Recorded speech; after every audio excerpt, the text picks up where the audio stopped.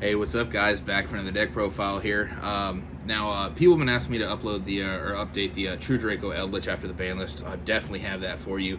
I was actually super happy with how the deck turned out. Normally, I would just be like, oh yeah, it's just like a standard True Draco Eldlich, but there's a lot of cards that we got recently. Oh, I'm gonna bump that chair down just a little bit.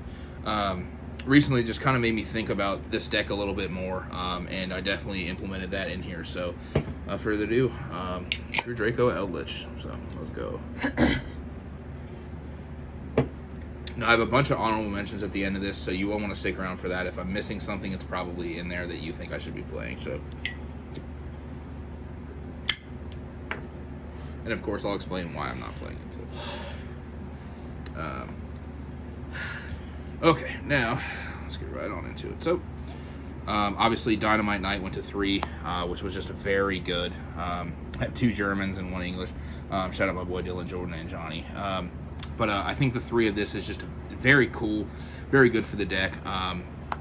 It kind of, well, actually, I just put down the list. So I play 3 and 3. I don't play Majesty anymore. I think Majesty is kind of, I don't want to say outdated. I just didn't want to play too many monsters because you're always trying to get to this one. But with 3 of this, with cards like Pot of Duality, Pot of Prosperity, and stuff, like it's just completely, just super feasible. So, just 6 Draco monsters in the main. That's where I was happy at, anyways. Then we were playing 2 Golden Lord. This is just fine. And this list is 50 cards. I do want to point something out with the Golden Lord at the end of this. Last monster, check this out, dude. I'm sure you guys have seen this, but I'm actually playing one of the Crystal Beast dudes. This is the fucking Amethyst Cat, yeah. I'm a big GX boy. So this one, I know people are playing the Turtle in tier limits because it's Aqua. This one is 1200 attack. It kills Barrier Statue. And it can also, if you are like watching the clock while you're playing and you know you're getting in there, you can go down into this and just go straight into battle phase, and this can attack directly for 600, which is very important, and that has come up before. So that's the end of the monsters. And then the spells, obviously, Carte de Execution, 1 Carte de Demise, 1 Terraforming, 1 Dragonic Diagram. I am playing 1 Mystic Mine in here. Boo, Sonny, boo. This was just the best field spell for this deck outside of Necro Valley, I would say, because Necro Valley kind of contradicts with the Golden Lord stuff, the Golden Land Traps, the True King's Return, all that stuff. So, obviously this card is just, it's something. So, and then for the True Draco spells, I'm only playing 2 Heritage. I think you only ever need 2 in this deck, and 2 of the Pot of Avarice one. Since we're playing 6 pot cards, we're playing the 3 Prosperity, the 3 Duality, so just 2/2 is completely fine for me. So, also I did want to mention too, real quick, that there is a, I'm actually talking about this when I get to. Oh, I already got to it. So this too, if you open a True Draco monster and Diagram, you can actually normal this, pop it with Diagram. This goes back in the extra monster or the spell and trap zone as a continuous spell.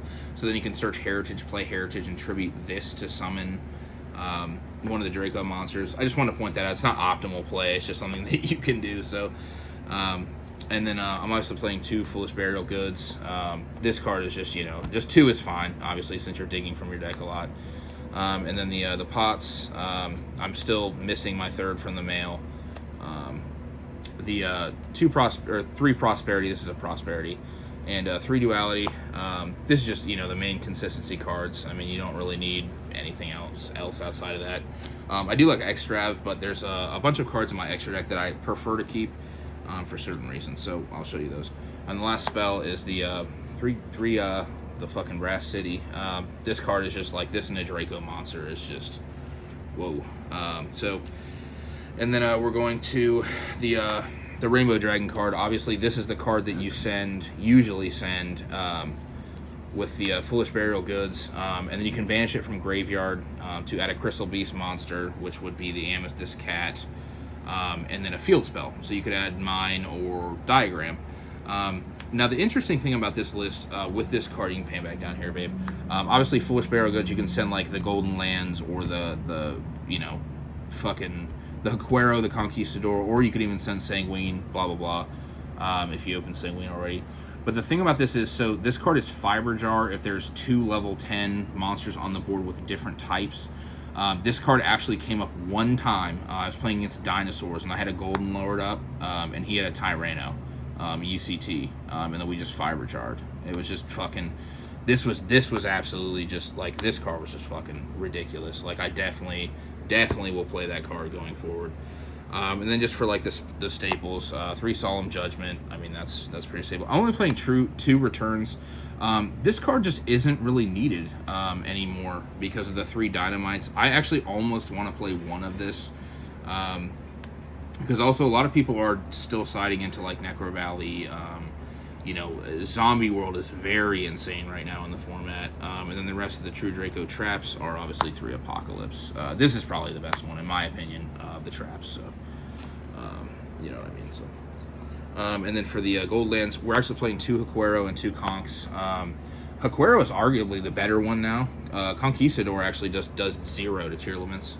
So, you know, unless they're playing like Sprite Elf or something, which that's also a quick effect. So, you know, those cards are insane. Obviously, 3 Sanguines. I mean, you know, I almost wanted to play 3-1 or 2-1, but I think with the Draco cards, the 4 is optimal with the 3 Sanguines personally. So, and then for the rest of the traps, we are playing the 3 Skill Drain and the 3 There Can Only Be 1. Obviously, There Can Only Be 1 is just like a blowout. Skill Drain is also a blowout against a bunch of decks. Obviously, tier limits can still play through this card, but I just want to keep it in the main for, you know, like the rogue stuff, because I'm not just suiting decks for tier limits. People are playing so many different things. And then for the extra deck, the extra dip, let me take a sip of this real quick. The One Link Spider, shout out my boy Lewis, and Babe, you pulled that one. Mm-hmm. Fan favorite. The Sprite Elf, you guys are going to be confused. Just wait, you'll see. So Sprite Elf, Nightmare Phoenix. We are playing the Vampire Sucker. This was just very good for the Zombie World stuff. It was very nice to have my extra deck. The one Underworld Goddess, of course. We're playing the Adignister, the Garuda. We are playing the Kit Kalos, the Dragostapalia. And then we are playing the Mechaba and the Nova. Obviously, this is for... These 2 are also Cherry's targets. But this is... If they play Maximus, then you send this from your extra deck and get this for free. So, very nice. And then the one old boy. And then the, you know... For the 2 Golden Lords into this, you know, or whatever you want to do. So, this is just very good. Plus, these are all, you know, just here... Depending on your local, you can definitely suit this extra deck, because I am siding Cherries. I was maining Cherries, but I decided to cut it. And then I want to talk about the honorable mentions. This is all honorable mentions. You do want to stick around for this. So, like I said, people were playing this for the tier elements with that Crystal Beast trap. This card's cool because it walls Inspector Border. I know that seems like a silly reason to play it. It's just something I wanted to point out. This one is also cool. This is my favorite Crystal Beast monster. I think it's everyone's favorite Crystal Beast monster, but it is a wind, 1800 attack. Also, like I said, with the cat, the Amethyst Cat, wherever the fuck it is. The Amethyst Cat also is 1200 attack, so Amethyst Cat can kill Barrier Statue, which is important. Turtle can't do that. Obviously, Pegasus can do that. But I think Amethyst Cat is probably the better one, just for the, like, if you can speed into the battle phase in time and then attack directly.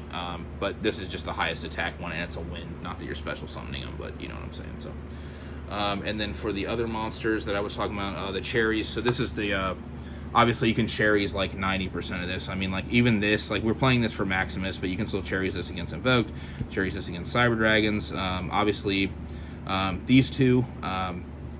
you can, obviously, this is Kit Kalos is like the main Cherries target you would want. But, you know, like all of this stuff. So, you know, Sprite Elf for Cherries as well. Sprite Elf is just such like an insane card right now. Like, I can't believe it's only like $20 or something. I think it should be worth more, but that's my opinion.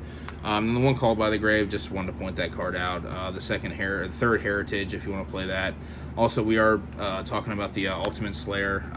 This card's insane. Shout out to you, baby. Pulled both of these. But this card is just fucking broken now. Obviously, send Garuda, negate, you know, fucking Dracostapalia, draw a card. Like, it's just very good. So, then obviously the Super Polys. this card too, I would say side deck. I don't know if you guys can hear that out back, but my dad's watering my tomato garden because I'm Italian. I grow tomatoes. And then obviously the 3 lightning storms, 3 droplets. These cards are just insane for Draco. Like, you can go second all the time. These send the continuous cards off the board. You know what I mean? Even the monsters. And then you draw a shitload for heritage, put them back for the avarice, etc. And then the 3 dark rulers. I just opted to not main this. I wanted the more trap heavy build, so I decided to play 3 of these instead of 3 skill drains instead of 3 of these, just for the rogue. So that was just my thoughts on that. And then the 1 dogmatic of punishment, which I would side if I was going first, I would side 1. And then obviously cards like this, the summon limit, the Ice Dragon's Prison. This card is very good against tier limits if they commit to the normal summon of like the mill 3 one or the special from hand one.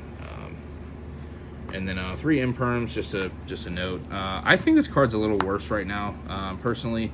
I'm just not playing it in a bunch of things, and I haven't really missed it. So 3 Solemn Strike, just an honorable mention, and the Utopia, also counter trap. I think this card's kind of outclassed right now. This card just does 0 to tier limits, so I'm just not playing it. And then the last card that I do want to main as well, but the D-Barrier. Obviously, this card's insane against tier limits, and a bunch of like other like rogue and all that stuff. So, but obviously we're getting a whole bunch, a lot more new cards, kind of thing like that for the floodgate cards that we get in fucking Darkwing Blast. That Darkwing Blast, that set is fucking ridiculous. So, but yeah, guys, I hope you enjoyed it. Like I said, you can suit the extra deck to how you want.